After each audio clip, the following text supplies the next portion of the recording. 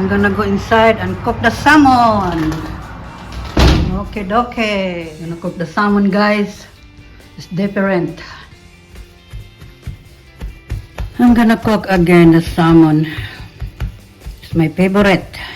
I'm gonna slice into 4 to economize.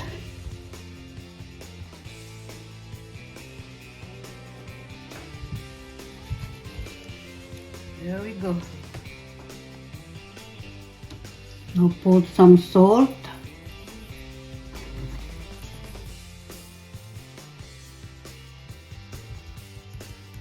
Black pepper. Simple only. Salt, black pepper, and the garlic powder. Marinate like maybe 15 minutes and then fry. Okay, you have some oil in there. It's already hot. I'm gonna put in there.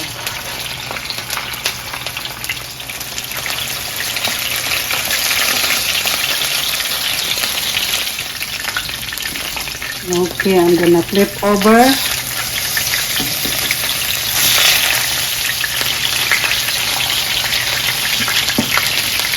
I'm gonna flip over again, like maybe after 2 minutes.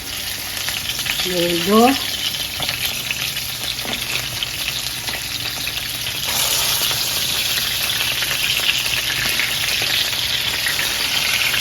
Put some lemon in it.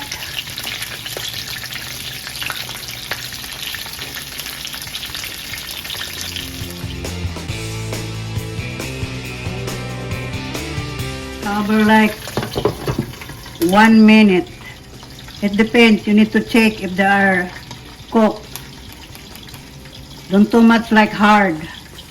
Alright, it's time now to open it. Yes.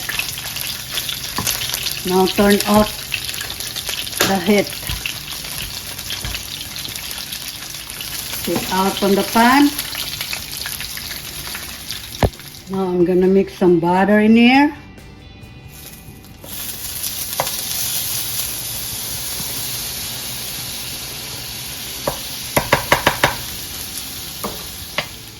Put some garlic. This is the kind of garlic.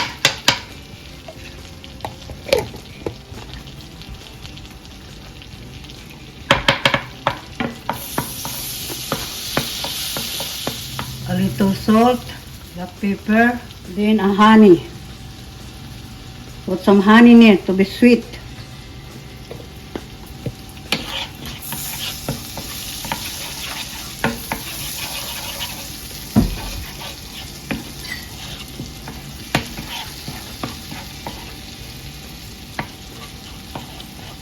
Yum yum. Okay, there we go. Just like a glaze. Yum. This is salmon with a honey glaze. Sprinkle the crushed red pepper. Put some lemon behind in there. There we go. And squeeze the lemon. We're done. Hope you like it, guys. Hello everyone. Hope you like my recipe. Honey glaze with salmon. Okay, thank you for watching. Take care, guys, and thank you for your all support. Appreciate it. God bless and see you next time. Have a good day.